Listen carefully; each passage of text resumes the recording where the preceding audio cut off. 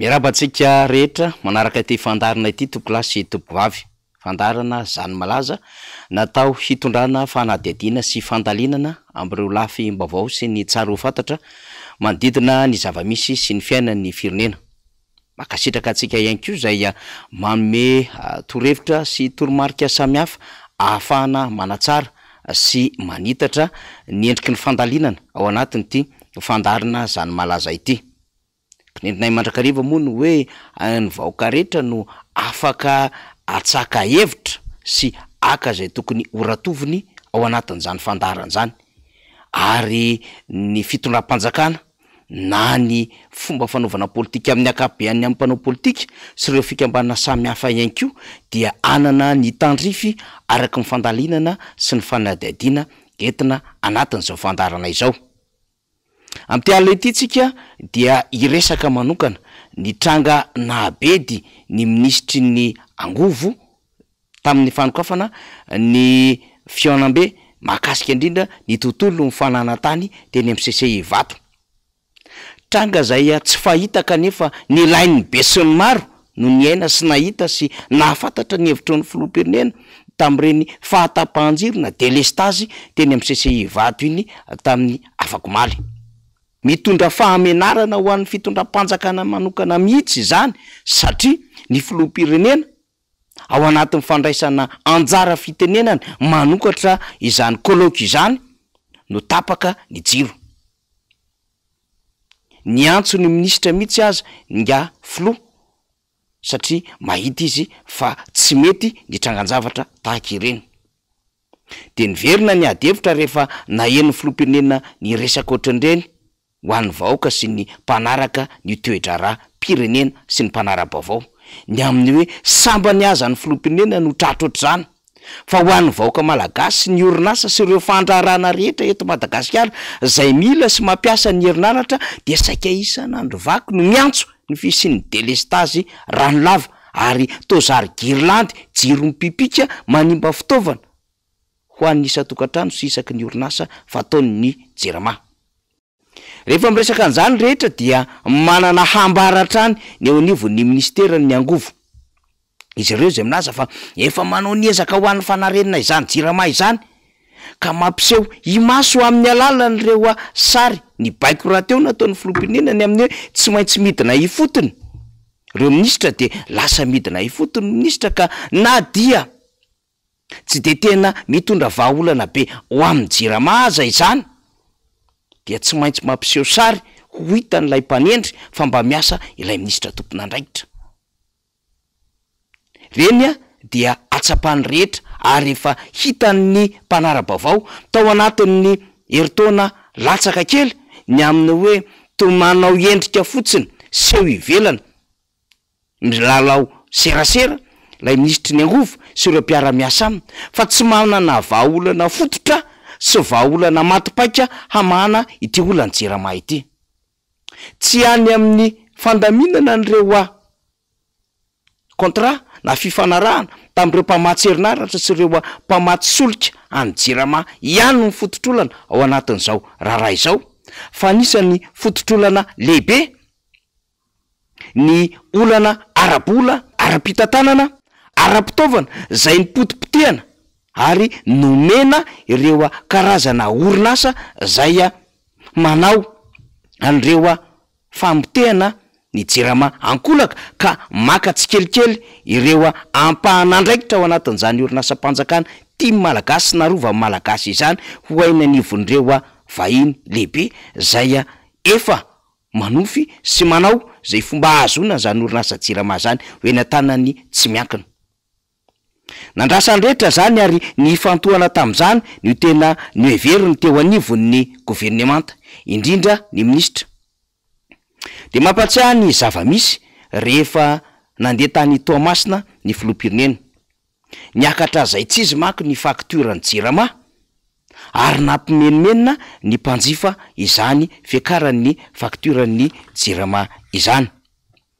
Rehefa niakatra ny fakturan'ny JIRAMA rehefa nitondra fimenomenonana manoloana izany ny olo-pirenena rehetra dia nanilika izany fahasorenany vahoaka izany imasom-bahoaka tamin'ny alalan'ny tale jeneraly Jirama mba amerina ny fikajiana ho an'ny faktura tokony ho zakany vahoaka ny filoham-pirenena.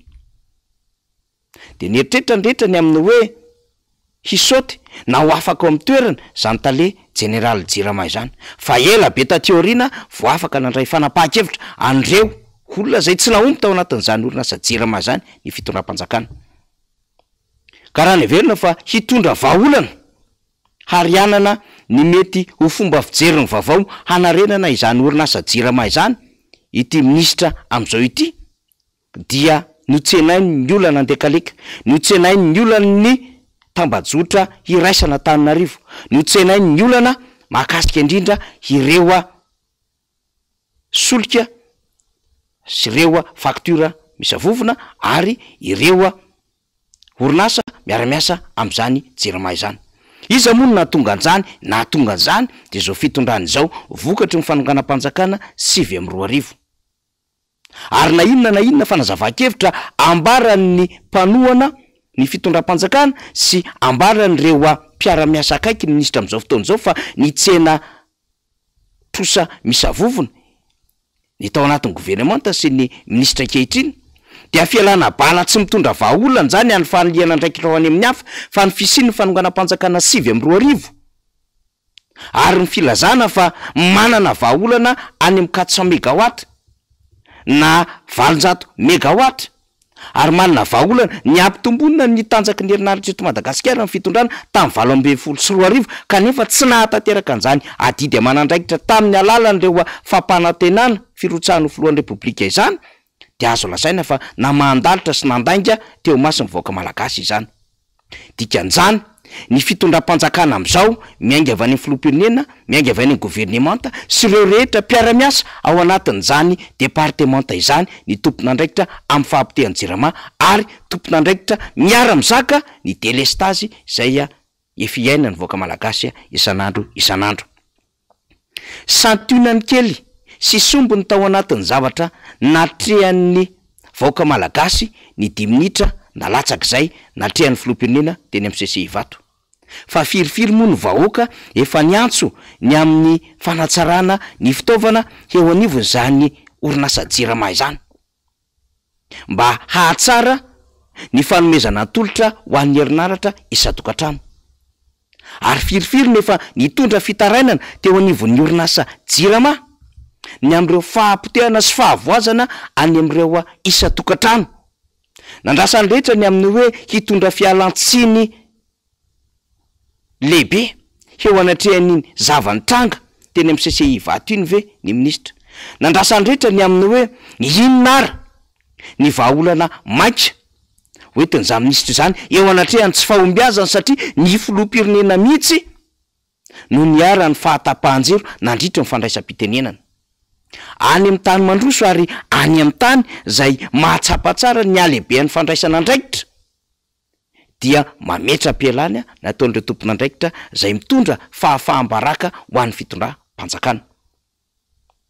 Tsy zany nefa ny zava-misy fa nalinika ny zava-misy tany am'ireo fiara-miasa am'ireo fournisseur sy ireo olona zay mety manana tombotsoa amin'ny sehatra tsy miankina haka izany Jirama izany ny fanazavana nentin'ny ministra misahana any angovo. Mahantra maro Madagasikara ary tsy mahantra amin'ny alalan'ny olona intsony fa mahantra amin'ny alalan'ny toe-tsaina. Ny eto amintsika manko de arakaraka ireo manao fahadisoana sy ireo manimba ny firenena sy ny orinasam-panjakana no vao mainka andray homena vahana ary homena andraikitra lehibe sy homena fahatokisana hanio izany asa amin'ny tsy fahombiazana izany. Hitsy zany any amin'ny sehatra rehetrarehetra ka tsy maintsy misy fanondranana foana na misy ireo tompon'andraikitra zay efa hita zao fa tsy mahomboka na esorina amin'ny toerany ary de mbola samidrikina satria fanjakana azo ny refesina, fanjakan'ny akamakama ka nidonda-tabatra sy ny vava natao betsaka eo anatrehan'ireo tsy fahombiazana na eo anatrehan'ireo tsy fahatokisana tsony ny amin'ny endrim-pitantanana zay nomena an'ireny olona ireny. De zany zava-misy ao anatin'ny orinasa Jirama, zany zava-misy ao anatin'ity departemanta ny angovo ity. Arakaraky ny tsy mahomby ilay tompon'andraikitra no mbola hitazomany ny fitondram-panjakana azy. Satria hosika mahantra le firenena ka tsy vita mahantra rabatana fa mahantra ratsaina ka tsy afaka mandray fanapahan-kevitra zay a masoa ny vahoaka malagasy.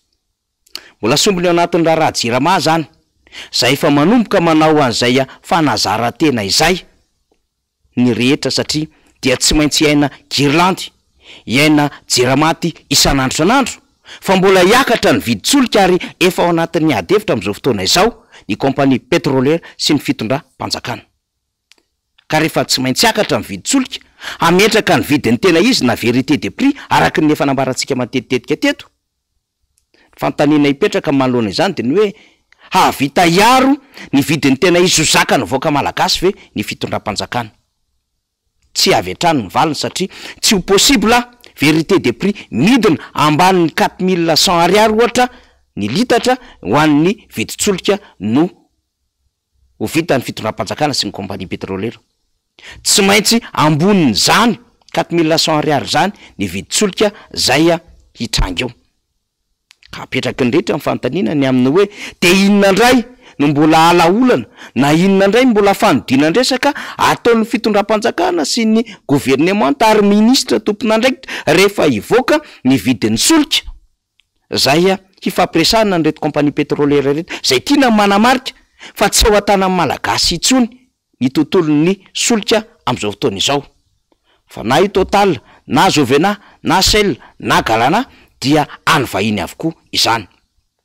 Ny OMS dia tsy manana fahefana afa-tsy ny hanao ny régulation fotsiny na hanao ny fomba fandrindrana sy ny endriky ny famatsiana sy ny fiarovana ny famatsiana eny anivon'ireo a pilazy isan'andro san'andro no ataony zany OMS zany. Tsy mpanafatra solika Madagasikara ary tsy manana fahefana hitsabaka amin'ny vidin-tsolika afa-tsy ny hoe mandondatabatra amin'ireo kompania petroliera. Isika aza moa mbola ananan'ireo kompania petroliera vola be tsy toko tsy forohana zay mbola ady mandeha amin'izao fotoana izao. Ka mbola hisedra olana faharoa ilay minisitra ao aorianan'izay adevitra ny vidin-tsolika zay. Zany no entintsika hilazana fa gouvernemanta tefy maika ary gouvernemanta andrakandrana, gouvernemanta tsy mitondra vahaolona ho an'ny vahoaka malagasy no misy amin'izao fotoana izao fa gouvernemanta ny akamakama ary ny heverina fotsiny ihany.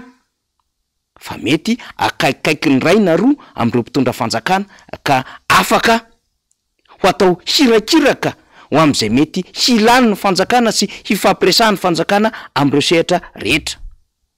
Saripady sady stratezika manko ity resaka angovo ity satria mifamatotra amin'ny herinaratra sy ny solika ny fomba fitantanana ity departemanta ity zay tsy ahitana taratra mihitsy amin'izao fotoana izao fa misy vahaolana raikitra sy vahaolana maharitra ho an'ny vahoaka malagasy no entin'izany departemanta izany. Ny zava-misy aza dia variana midina mitety distrika ny ministra sy ireo mpiara-miasa aminy ka ny jiro mandeha amin'ny herin'ny masoandro lapadera no hanaovana selfie avoaka ny Facebook ka entina ilazana fa miasa andriamato minisitra. Ny zava-misy dia ny fiarahana amin'ireo mpiasa ny orinasa jirama ohatra zay nitranga tany andekaleka tany ka milalao ny fon'ny olona ny amin'ny hoe miasa mafy minisitra amin'izao fotoana izao matory eo an-davarangana mihitsiny. Saingy ireny rehetrarehetra ireny dia tsy mitondra na inona amin'le olana zay misy amin'izany orinasa jirama zany zay andrasana vahaolana. Maika aza mitombo ny délestage satria ny groupe voalohany faharoa fahatelo fahaefatra tokony hanodina an'izany andekaleka zany ary ny rere ny orinasa jirama de tsy afaka mamokatra itsony amin'izay vokatry ny herinaratra tadiavin'ny tambajotra iraisana Antananarivo izany. Mbola manarina aty amin'ny groupe voalohany amin'izao fotoana izao ny eo anivon'ny orinasa jirama ary andrasana ny hiodonan'ny groupe faharoa akoatra ny adevitra hoe rahoviana vao tena andeha ny groupe fahatelo sy ny groupe fahaefatra zay mitondra herinaratra tsara ho an'Antananarivo. Andekaleka zay nresantsika zay fa azontsika hitondrana adevitra eto ny mahakasika ny raharaha volobe ihany koa zay manodina reo herinaratra azo avy amin'ny rano mivadika ho herinaratra isa-tokantrano ho an'ny malagasy. Adevitra tsy maintsy resahany zany satria mitondra fanaftonana ho an'ny vahoaka malagasy ny isa-tokantrano ny jirama. Tsy ny jirama amin'ny alala mpiasa no resahantsika eto, fa ny jirama amin'ny alala ny fitantanany ry tompona andraikitra ny tendrena ao anatin'izany orinasa zany ka nanao tantely hafadrakotra sy nanao fanimbana ity orinasa-panjakana ity nandritry ny 13 taona izay taorinany 2022. Apetraka ny fanontaniana ny amin'ny hoe mbola hahavitanao mazy ny amin'ny fanarenana ny orinasa jirama ao anatin'ny herintaona sy tapany aza ve ny fanjakana.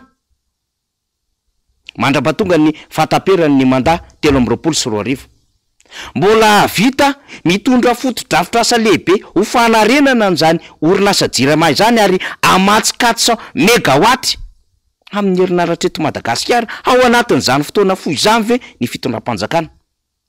Ary fanontaniana mipetraka de hoe io ministra izay mitantana ny angovo amin'izao fotoana izao io ve afaka manome antoka ny vahoaka malagasy hatramin'ny fataperany mandany zao fitondrana zao 13 fa tena hanao zay drafim-panarena na ny plan de redressement zany jirama izany hitondra farafaratsy ny fitazomana ity orinasa-panjakana lehibe ity eo ambaniny fitantanany fanjakana fa tsy eo an-tanan'ireo tsy miankina, satria efa ela noho ny kotikoty, efa ela no naniry ny hitantanan'ireo sehatra tsy miankina izany orinasa izany, ny mpandrara tsy miankina manambola bosy ary tsy vitsy amin'izy ireo no efa manao ireo paikady madinidinika ahazona maka izany orinasa jirama izany. Sa sy vonina iady ary mahavita an'izany tokoa ve le ministra sa de toy ny resaka anaty Facebook ihany ka ny everina ho serasera mahomby handomana ny fon'ny vahoaka malagasy mba hakana an'izay 19 izay eo mason'ny mpanantanteraka, eo mason'ny mpanendry fa tena miasa ary manao nentsy io zavatra lay ministera sy le departemanta. Fanontaniana mipetraka avokoa zany ary tokony ho saitsainy ny eo anivon'ny fitondram-panjakana satria raha misy marary loatra ary anisan'ny manimba zavatra eo anivon'ny fiarikarena ary miterika fahampitena perta ho an'ny orinasa sy ny vahoaka malagasy dia ny famatsiana herinaratra ratsy indrindra eto Madagasikara ateraka zao fitondram-panjakana tsy mahomby izao. Zany zava-misy zany malaza mbavamoana mpo mieritreritra.